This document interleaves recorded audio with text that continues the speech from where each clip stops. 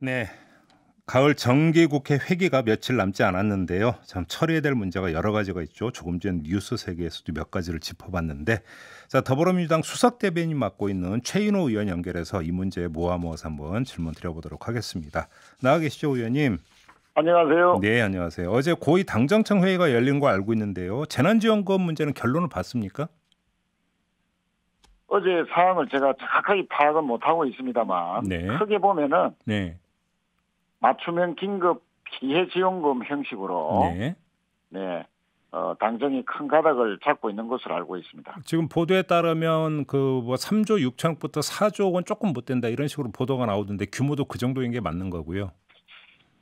그래서 최종 규모는 국회 예결위에서 여야 합의로 정해지지 예, 않겠습니까? 예. 다만 2차 맞춤형 재난 피해지원금 당시에 네.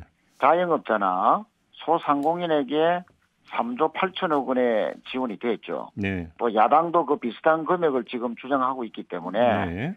그 부분을 참고를 해야 되겠죠. 그래요. 다만 이제 사회적 거리두기를 강한 지가 이제 일주일 정도밖에 되지 않았습니다. 예.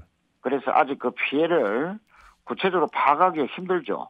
그 피해 규모라든지 그러니까요. 업종이라든지 예. 기간이라든지 예. 이런 것을 정확하게 산출하기가 어려운 예. 상황이라서 예산을 포괄적으로 확보해놓고 예. 규모나 대상, 피해 규모가 기간이 정해지면 네. 지원이 구체화될 것으로 보입니다. 그러면 이래서 본예산에 포함을 시킨다더라도 지급 시기는 좀 늦어질 수도 있다는 이야기로 연결이 되지 않습니까? 그 말씀대로라면. 지급 시기는 설 전에 네. 지급한다, 지원한다는 것을 원칙으로 하고, 네.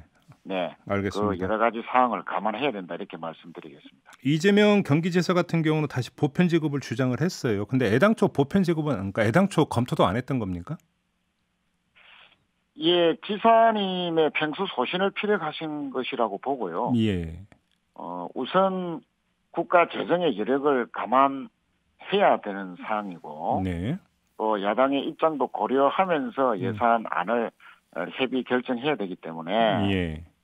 또 자영업자라든지 소상공인 이런 피해 집중 계층에게 실효적인 지원이 되도록 하자 예. 하는 것이 예산 확보의 원칙이다 이렇게 말씀드리겠습니다. 근데 그렇게 해서 뭐 경제 못 살린다는 이야기는 여기저기서 지금 나오는 것 같던데요. 선별해서는.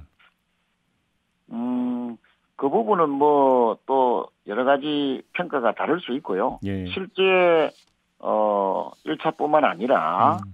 2차 재난지원금의 효과도 상당히 빛을 발하고 있다. 또 현장에서의 피해 집중 계층에게 맞춤형으로 지원한 것이 네. 여러 가지로 좋은 효과를 발휘했다 하는 그런 평가도 많이 있습니다. 아직 그 효과가 좀 뭐 공식적으로 확인되고 집계된 건 없죠. 2차 지원금 같은 경우. 지금은 이제 평가와 효과를 이제 집행 효력이 발생하고 있는 것이기 때문에 네. 이제 연말 연초에 그 평가가 구체화되리라 봅니다. 알겠습니다. 지금 쟁점이 그 국민의힘 같은 경우는 뉴딜 예산 10조 깎아갖고 지급하자 이런 거잖아요. 이건 안 된다라는 입장은 변함이 없는 겁니까? 네, 당연합니다. 뉴딜 예산은 우리가 코로나 때문에 경기 침체에 대응하는 어떤 국가 경제 전략이자 네. 또 우리나라 미래의 경제 경쟁력을 높이는 핵심적인 예산이거든요. 네. 그것을 삭감하자는 것은 예. 미래 한국의 경제를 포기하자는 것과 마찬가지다. 이렇게 생각하기 때문에 예. 뉴딜 예산 삭감은 있을 수가 없다. 그럼 결국은 이제 국채 발행해서 이거 이제 그 조달한다 이런 계획인 거고요. 국채 발행을 포함해서 예. 여러 가지 상황들을 반영해야 되는데 지금 예산 편성을 할 때와 크게 달라진 사항이 두 개가 있습니다. 예. 첫 번째는 국민 건강을 위해서 코로나 백신을 네. 추가로 더 구입해야 되는 상황이 생겼고요. 예. 지금 겨울 팬데믹이다라는 표현이 있을 정도로 지금 코로나가 다시 유행하지 않습니까? 네네네. 이것으로 인한 사회적 거리두기 강화.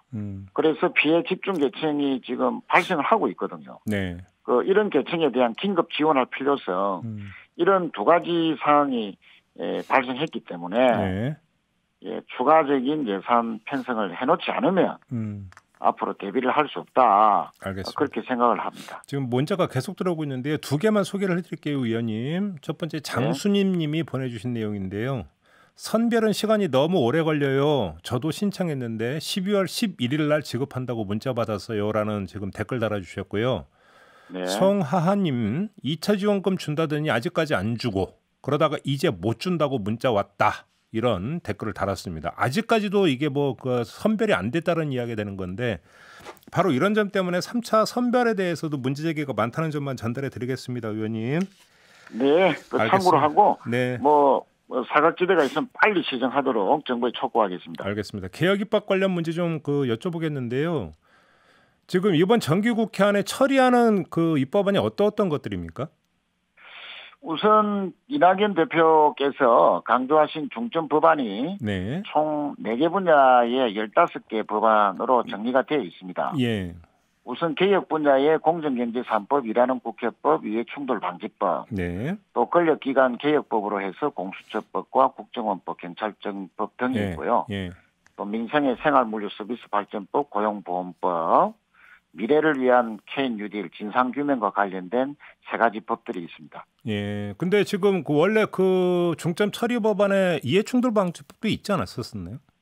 예, 방금 말씀드렸습니다. 그렇죠. 근데 국회의장님께서도 예, 어제 이해충돌 방지법에 대한 구체적인 안을 내놓으셨습니다. 근데 지금 그 입법을 위한 기본 절차도 아직 시작을 안 했다고 하는데 이번 정기국회는 그 처리가 가능합니까? 네, 의장님의 강조도 있고요. 저희 당이 계속 준비를 해왔기 때문에 최대한 정기국회에 처리하도록 준비를 하고 있습니다. 아니 물리적으로 가능하냐고요, 그게. 물리적으로 지금 상임위 차원에서 예. 준비를 하고 있고요. 예. 지금 다른 개혁과 민생 법안과 함께 처리 노력하고 있습니다. 중대재해기업 처벌법은 어떻게 됩니까? 그 부분은 개정법이기 때문에 예. 지금 현장의 목소리를 다 감안하고 또 간담회도 많이 열었습니다. 네. 그 입법 취지에 맞는 준비는 거의 맞추는 상황이고요. 네. 다만 국회법의 재정법 절차상 공청회 등을 열어야 되기 때문에 예. 이번 정기국회에서는 힘들고요. 그러나 반드시 통과는 시킨다 하는 그런 알겠습니다. 당 지도부의 방침이 확고합니다. 의원님 그러면 좀 이것만 여쭤볼게요. 그러니까 이번 정기국회는 12월 9일로 회기가 종료가 되지 않습니까? 네. 그러면 바로 이어서 임시국회를 열 계획은 있습니까?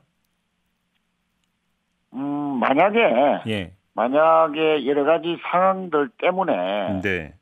정기국회에서 중점 법안이라든지 네. 여러 가지 통과되어야 될 사안들이 안 됐을 경우에 대비해서 네. 임시국회를 여는 것을 예. 지금 당에서 충분히 검토하고 방침이 섰는지를 여쭤봤습니다, 의원님. 염두에 두고 있습니다. 아, 그래요? 그러나 정기국회에서 중점 법안을 비롯해서 특히 공수처법 같은 경우는 반드시 정기국회에서 통과시켜서 연내에 공수처를 출범시킨다 하는 것은 확고합니다. 아, 그래요. 알겠습니다. 좀 다른 그 정치 현안인데요. 그 이낙연 대표가 국정조사 윤석열 총장과 관련해서 이제 처음 언급을 했고 국민의힘 이걸 받아갖고 국정조사 열자고 계속 주장을 하고 있는데 당 입장은 어떤 겁니까, 정확히? 네, 우선 국정조사를 야당이 정쟁의 일환으로 간주하고 특히 대통령까지 정쟁의 한복판으로 끌어들이려 한다 하는 그런 부분에 대해서는 도저히 이해를 할 수가 없고요. 네. 국민의힘은 올해 1월 달에 경찰이 검사들에 대해서 세평을 수집했다고 경찰청장을 법 위반으로 고발을 했었지 않습니까? 예. 그런데 검찰이 행한 판사 사찰에 대해서도 그러면 검찰을 고발해야 되는데 엉뚱하게도 지금 청와대에 가서 항의 시위를 하고 있거든요. 네. 그러니까 국민의힘은 검찰에 대한 어떤 묻지마식 감사기, 위법 사항이 벌어져도 무조건적으로 검찰을 옹호하고 감사는 이런 것은 최소한의 균형 감각을 잃은 거 아니냐. 그런 연장선상에서 국정조사라는 것이 검찰이 행한 판사 사찰을 정확하게 규명하고 네. 또 이런 것을 있을 수 없도록 재발 방지를 하는 쪽으로 야당이 협조해야 되는데 지금까지 상황을 보면 거의 게임하듯이 정치 공세의 장으로만 참을 우려가 크기 때문에 네. 지금 중요한 것은 법무부에서 징계 절차를 신속하게 진행하는 것, 또 수사 의뢰를 해놓은 사항이기 때문에 예. 수사나 재판을 하는 와중에는 국정조사를 할 수 없다 하는 것도 감안을 하고 있습니다. 알겠습니다. 좀 마지막으로 그럼 이걸 좀 확인차 질문 드려야 되는데요. 그러니까 국정조사가 아니라 수사가 먼저라는 게 당의 공식 입장이라고 한다면 애당초 국정조사를 제일 먼저 꺼낸 이낙연 대표의 그 발언이 되게 섣불렀다 이렇게 볼 수밖에 없는 거 아니겠습니까? 어떤 답변 주시겠습니까? 그것은 검찰이 판사들의 정치 성향뿐만 아니라 네. 과거의 행적이라든지 또 취미나 심지어 가족 관계까지 포함되는 사찰을 했다는 그 의혹 자체가 네.